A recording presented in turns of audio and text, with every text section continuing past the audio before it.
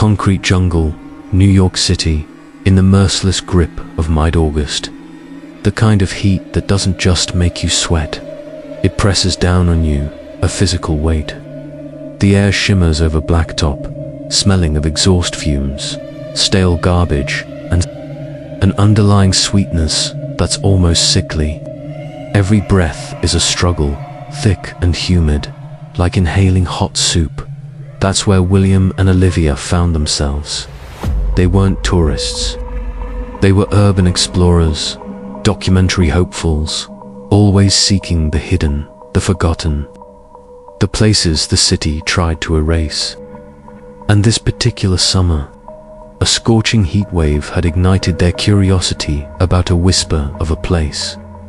The Veiled House.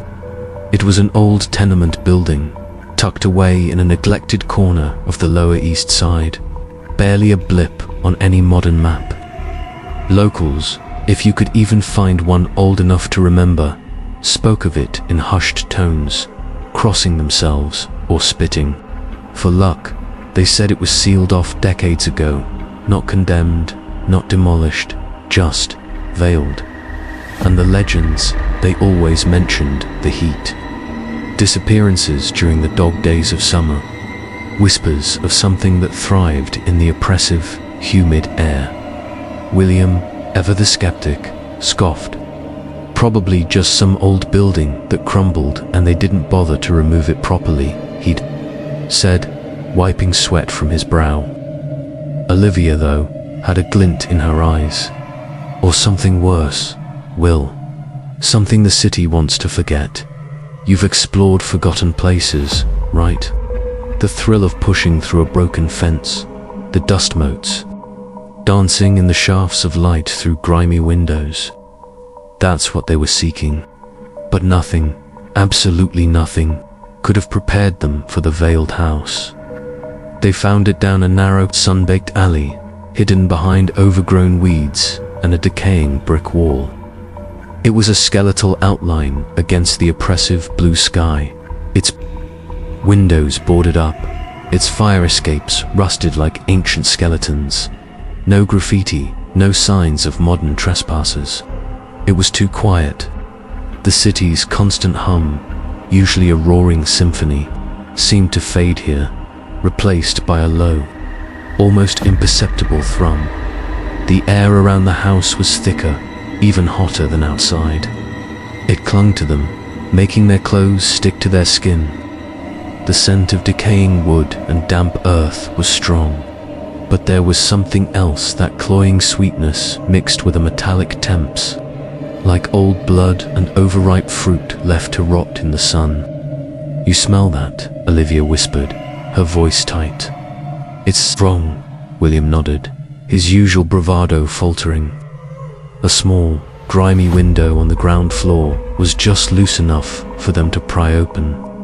As they slid inside, the heat hit them like a physical blow, an inferno that felt distinctly unnatural. It wasn't just hot, it was suffocating.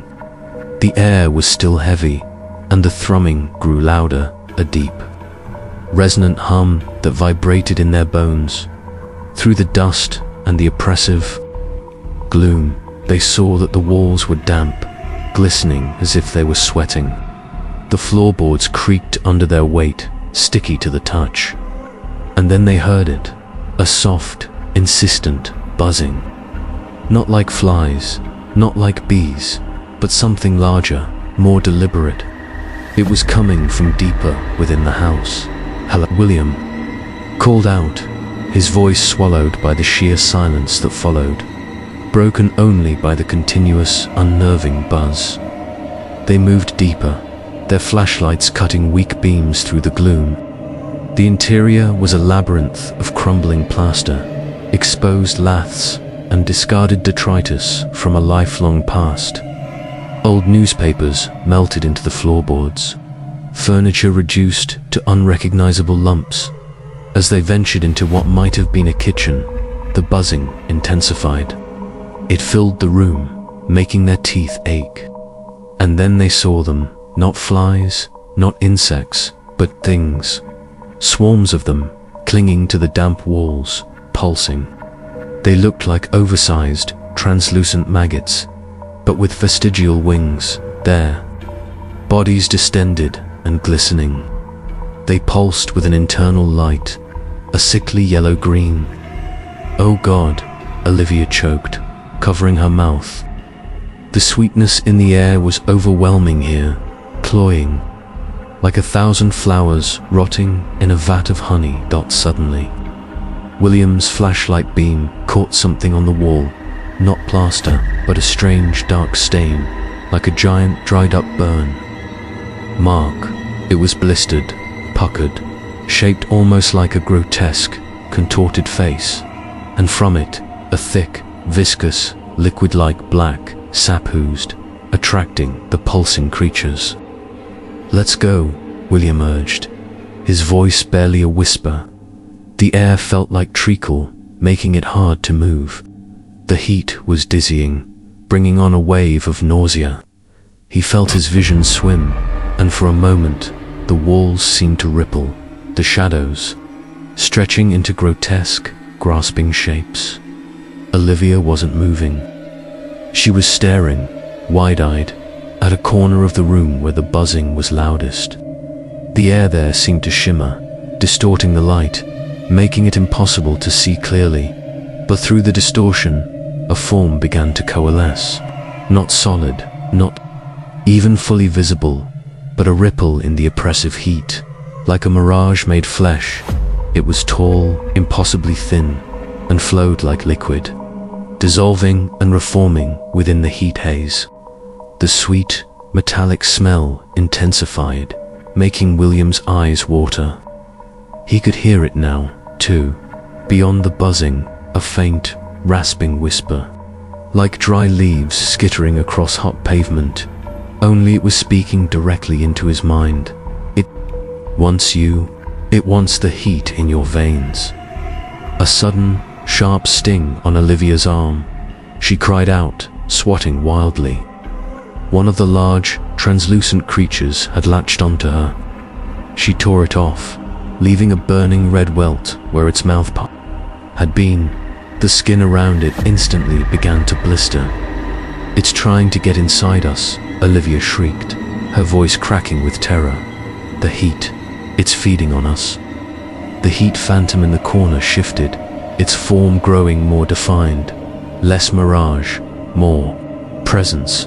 It wasn't a human shape, but something alien, something that seemed woven from the very air, vibrating with malevolent energy. It rippled, and the buzzing creatures swarmed towards them, drawn by the terror, by their warmth. Panic flared. William grabbed Olivia's arm, pulling her. "Run, now." They stumbled back through the house, the buzzing a roar in their ears, the cloying smell overwhelming them. The heat was a tangible force, pushing them, pulling at them. The walls seemed to breathe, the floorboards sticky and slick with that black ooze. Every shadow seemed to reach for them, every creak of the old house a mocking laugh. They burst out of the veiled house, gasping into the still blistering August afternoon.